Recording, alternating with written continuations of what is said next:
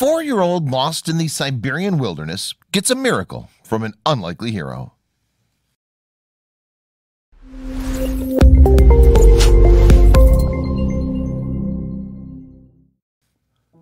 Siberia is not for the unprepared. If the animals don't get you, the mucky bogs and wetlands might be what do you in.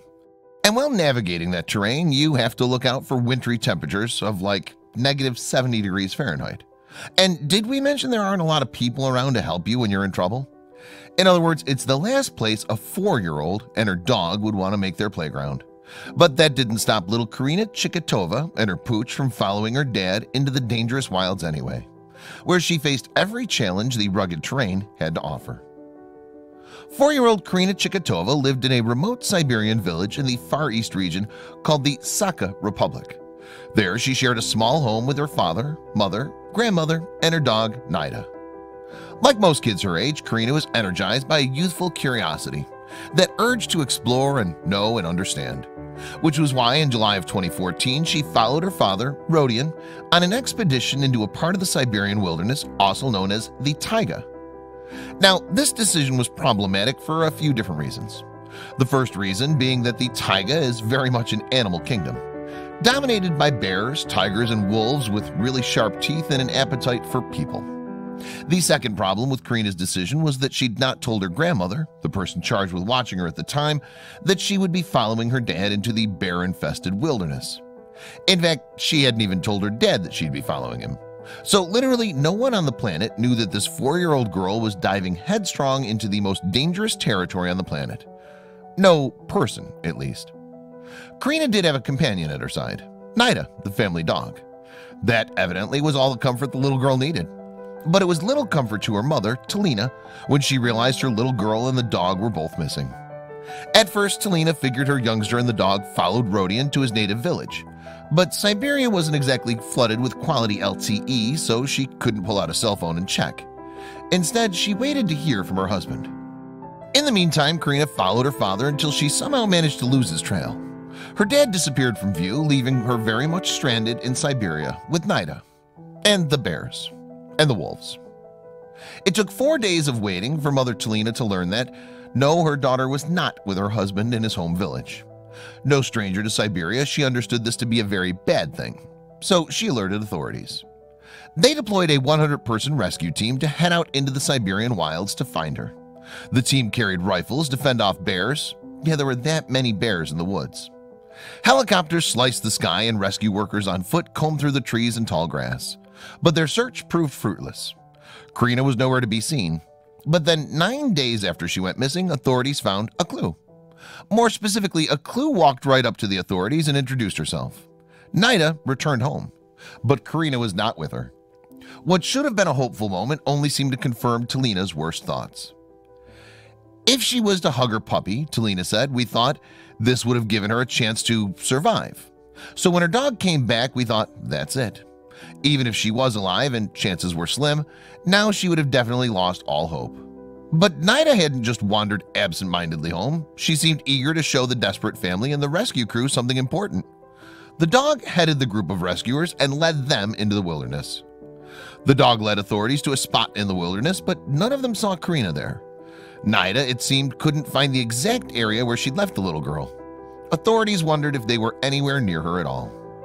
But 3 days later, 12 days after Karina first went missing, rescue workers spotted a child-sized footprint on a riverbed beside a dog's print.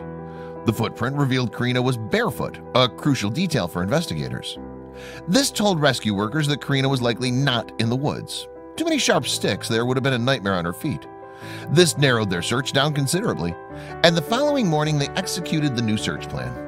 And sure enough, just 20 meters from where they started searching, one rescue worker noticed a peculiar lump tucked away in a patch of tall grass. The whole crew rushed over. They found her nestled in the grass. She was starving, thirsty, exhausted, and covered in mosquito bites, but nevertheless alive. They brought her tea before carrying her to a car and whisking her away to a nearby hospital.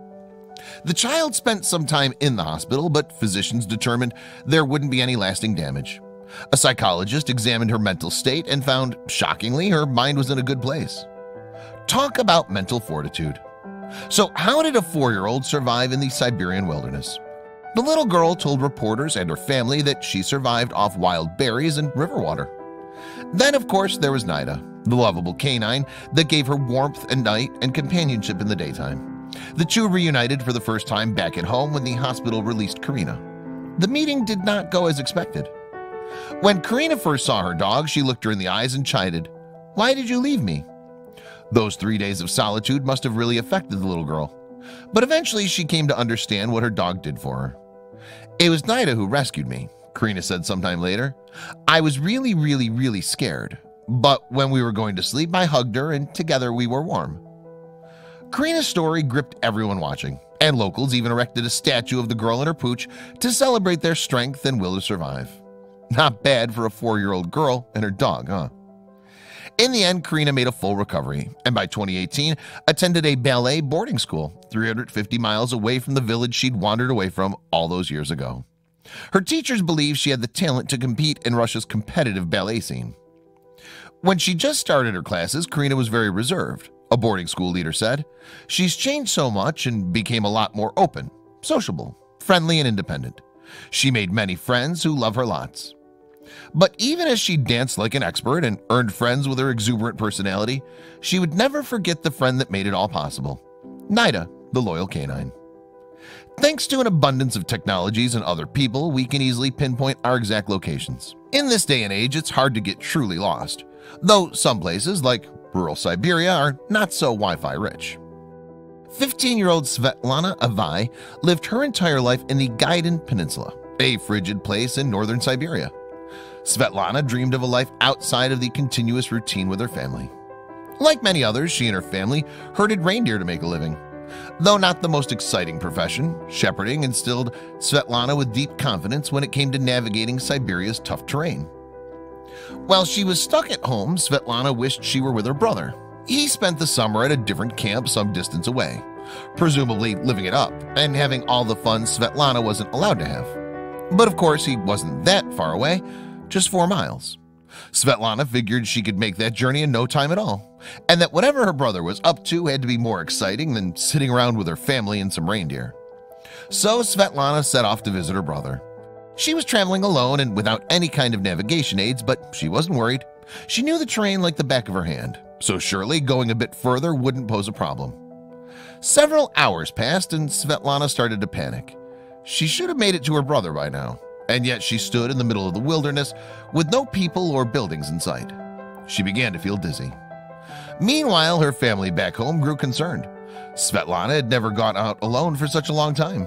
Her uncle Ivan, knowing that time was precious, organized a search party of family members and neighbors. They had to find her. But Ivan understood the vast scope of the Siberian region. They could surmise the rough direction in which Svetlana had headed, but that knowledge only went so far. She could have gotten lost and switched to any other heading. And that was precisely what happened. After a rough night out on the tundra, Svetlana couldn't make heads or tails of where she was. Before she could head back home, however, another issue pressed on her mind: survival. Svetlana felt certain help was on the way, but realized it could be a while until anyone arrived. With a bit of luck, she located some cloudberries. They were half frozen and unripe, but they were food. As more time passed, Svetlana kept moving. She continuously looked over her shoulder, for she knew dangerous beasts lived out in the tundra. Arctic wolves would usually go after stray reindeer, but they would gladly accept a lost girl as their meal. Night fell again and again. Although daytime temperatures could sometimes reach 80 degrees Fahrenheit, the night air dropped far below freezing. Svetlana shivered herself to sleep as she fought to stay alive. Svetlana grew so weak that she could no longer walk. Nevertheless, the will to survive kept her going. Praying that some help would arrive soon, she began to crawl on her hands and knees. She didn't have much time left. Her uncle Ivan continued the search, but there wasn't any trace of Svetlana, who went missing over 2 weeks before. He had spotted some brown bears, though. Could a bear have hunted her down and dragged her off to its den?